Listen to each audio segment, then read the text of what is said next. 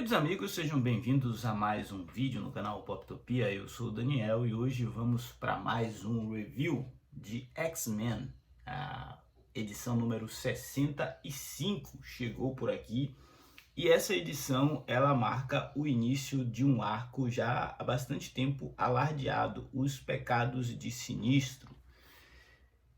Esse vai ser um mega evento que vai durar pelo menos 3 meses. Eu acredito que aqui no Brasil talvez mais. Eu já vi que até a edição 67, que é que está em pré-venda pela Panini, ainda é o arco dos Pecados Sinistros e reformulou, né? Esse evento reformulou toda a linha X.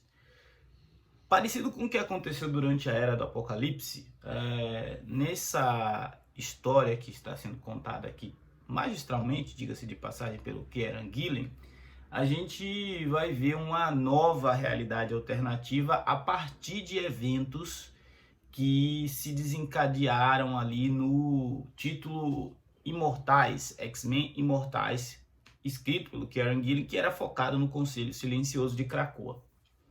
O que aconteceu, tá? E a partir de agora eu vou começar a falar algumas coisas que podem ser spoilers se você não está acompanhando a edição mensal dos X-Men regularmente. Ou se você parou, ou se você está lá atrás.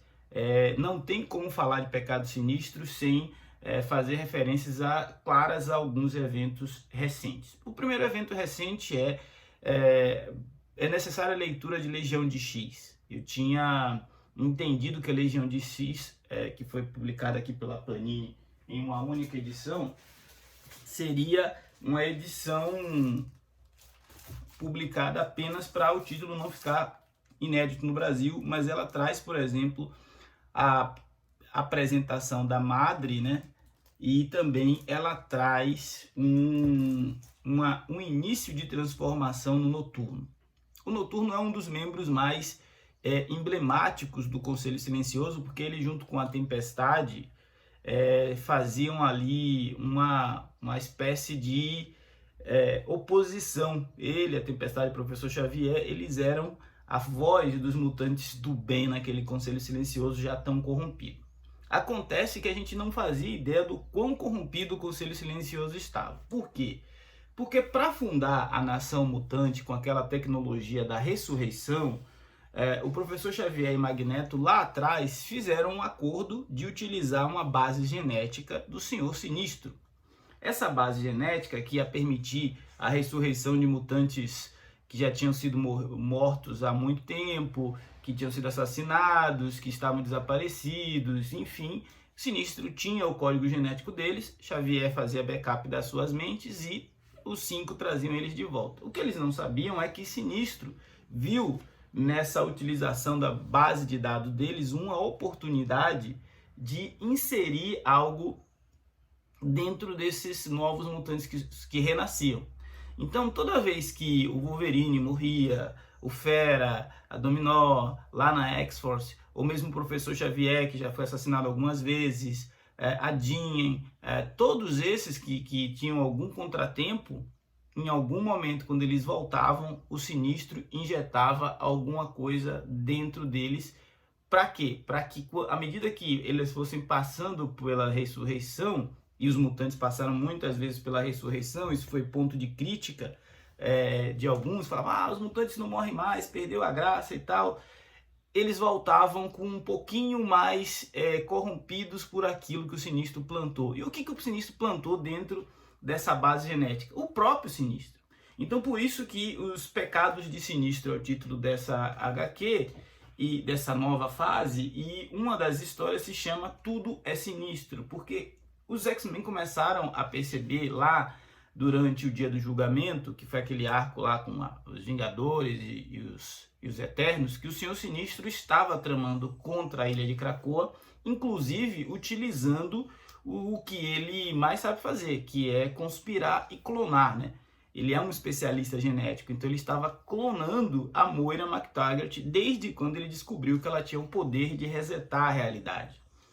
Com esse poder da Moira clonado, toda vez que o Sinistro precisava refazer alguma coisa, tomar uma decisão diferente, ou que alguém descobria algo sobre ele utilizava um clone da Moira, matava esse clone e a situação voltava ao ponto zero. Como aquele filme Efeito Borboleta, ele sempre voltava ao ponto onde ele desejava. Era como se fosse um game que você salva para, se você perder a vida na próxima fase, você não ter que voltar do começo. Era isso que ele estava fazendo. Paralelo a isso, ele estava corrompendo todos os mutantes que ressurgiam a partir da ressurreição. Então, o complexo plano de Sinistro, para a gente compreender, depende muito da leitura de meses que vem rolando. É um evento onde o Kieron Gillen, com arte espetacular do Lucas Werneck, eu esqueço sempre de elogiar, mas o Lucas Werneck, que é um artista brasileiro, está destruindo nessas HQs. Ele não só desenha muito bem os mutantes, como todos os outros personagens da Marvel que aparecem aqui. E aí é o outro ponto interessante. Os Pecados Sinistros não se reservam única e exclusivamente a atingir a ilha de Krakoa. Nesse evento aqui, a gente vai ver como o Sinistro teve a oportunidade de devastar o universo inteiro, porque agora todo o Conselho Silencioso de Krakoa foi corrompido e dominado por ele. Mas duas informações que eu acho importante registrar aqui. A mudança do nome dos títulos, né?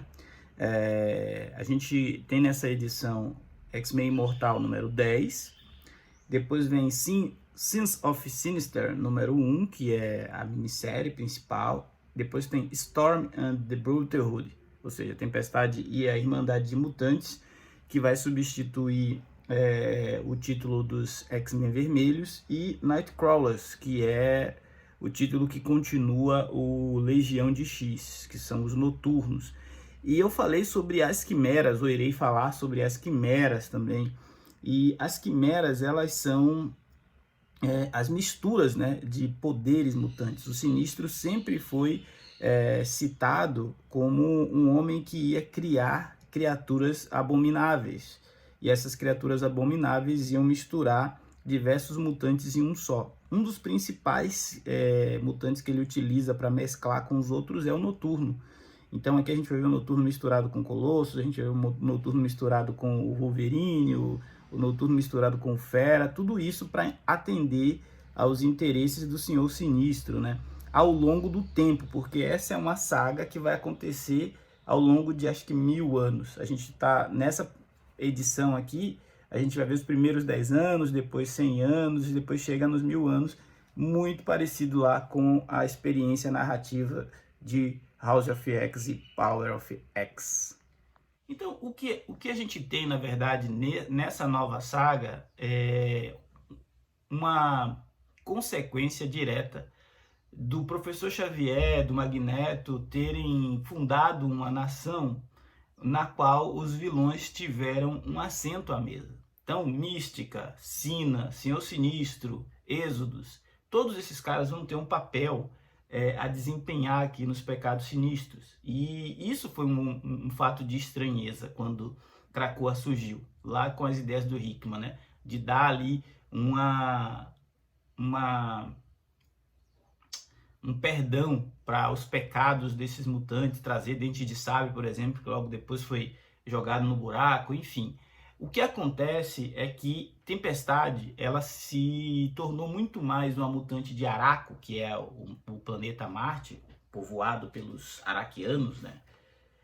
Do que uma krakoana. E Tempestade, ela percebe que algo está errado com o Conselho Silencioso, é a partir daí que Sinistro se revela, e é a partir dessa revelação que surge toda essa linha do tempo alternativa, a Tempestade liderando uma resistência. Mais para frente a gente vai ver o Doutor Destino coligado com ela e outros figurões da Marvel, né? É um evento que começa muito interessante, é um evento que apresenta bastante possibilidades, mas é um evento que vai premiar, é um evento que vai satisfazer aquele leitor que vem acompanhando tudo, que vem lendo tudo, que vem teorizando, fanficando sobre o futuro de Krakoa e principalmente sobre Araco. Então, se você começou há pouco tempo, se você tem pouca informação a respeito de tudo o que veio acontecendo desde lá do início de Jonathan Hickman, esse material vai ser um pouco mais difícil para você ler. Não é impossível, mas é mais difícil. Agora, se você está desde Power of X e Destiny of X, né? O House of X e Power of X, me perdoe. Ou seja, potências de X e a casa de X, foi isso que já faz tanto tempo, gente. Então você vai curtir, porque as quimeras do Sinistro, as batalhas, tudo que o Jonathan Hickman profetizou lá atrás, a traição, está sendo estabelecido agora, né? Então já começa, inclusive, mais interessante até do que o próprio Arco do Inferno, que foi a conclusão do Jonathan Hickman, porque aqui o Kieron Gillen e o Cis Poirier, que é o outro roteirista que está junto aqui, o Al Ewing, eles voltam a utilizar o conceito, explorar o conceito da ressurreição e as suas consequências, os remédios cracoanos. Eles exploram também a questão de você trazer os vilões para dentro da ilha, explora outros aspectos que o Hickman tinha plantado sementes e que só agora a gente está vendo as consequências. Então, é um quadrinho para o leitor mensalista aí se divertir, porque os próximos 3 meses prometem. O que acontece com o Krakoa depois disso? Não sei. E, sinceramente, eu acho que a gente já começou a ver uma fadiga dessa fase. Uma fadiga, e eu confesso que eu não ficaria surpreso, já vejo as notícias lá dos Estados Unidos de que a tendência é essa fase se encerrar em 2024, então eu não ficaria surpreso se muito em breve os mutantes mudassem de status e Krakoa até talvez deixasse de existir. Mas enquanto isso não acontece, dá uma lida nesses pecados de Sinistro, porque tá bem bacana. Esse foi o Poptopia de hoje. Se você não for inscrito, se inscreva, ajude o nosso canal a crescer e ganhar relevância nesta concorrida plataforma. Afinal, falar de gibi é sempre bom, falar de X-Men melhor ainda. Forte abraço, até a próxima.